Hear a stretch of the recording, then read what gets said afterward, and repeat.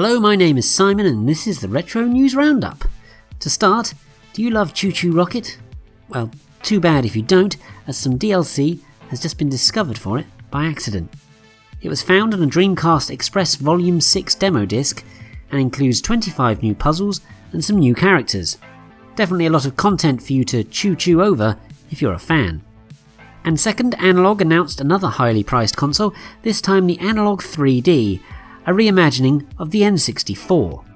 It adds 4K resolution to games, is region free, and has 4 original style controller ports, which the original had anyway, obviously. It costs $250 to pre-order and ships in the first 3 months of next year. Let's start with the usual Arcade Archive releases for Switch and PS4, shall we? There were 5 last month: Moon Shuttle, Power Spikes, Metamorphic Force, Violence Fight, and Riot. There was the same amount of Egg console titles ported to the Switch as well: Silver Ghost, Templo del Sol, Azteca 2, Undeadline, and Murder Club. The PS4 and PS5 in response did see the original Dino Crisis attack PSN. Moving on to multi-format releases, Clock Tower Rewind and Killing Time Resurrected both arrived on the PlayStation 5, PlayStation 4, Nintendo Switch, Xbox One and PC. I also forgot this last month, but Legacy of Kain Collection was released on the Evercade. Better late than never, Cade. Sorry. One piece of news for this segment, and it's that the NES Hub is available to pre-order. It lets you connect 4 Bluetooth controllers, enables expansion audio, and more. It costs 55 quid and will ship in time for Crimbo. Absolutely stacks of 8-bit Homebrew was released last month. Let's start with the ZX Spectrum, which got 7 new games: Marlow, Mijadore 2 The Key, Jet Set Steamboat Willie Darkside of the Toon, Magic Tower, Retro Robbins in Micro-Blitz, Scary Things, and Monster Mayhem.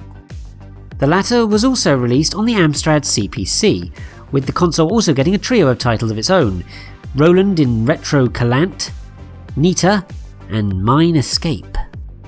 Then let's keep the 8-bit train running with 4 new Commodore 64 games: The Tower of Evil, Portal Buster, Mushrooms That Grow in the Woods, and Orbix.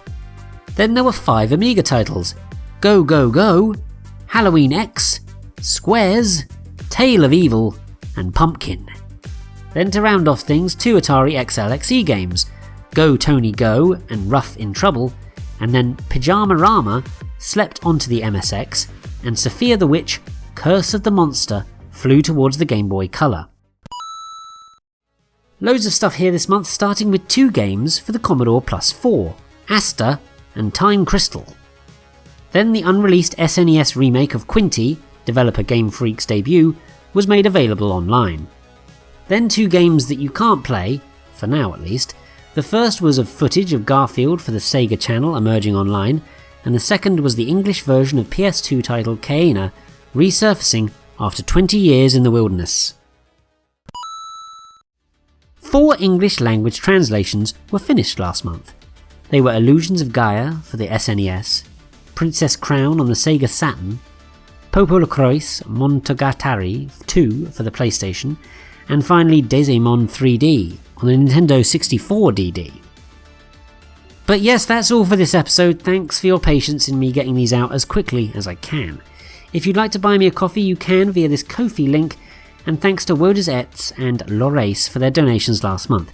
It's all massively appreciated and ultimately does end up in my daughter's pockets, even if she doesn't quite have pockets on her clothes yet.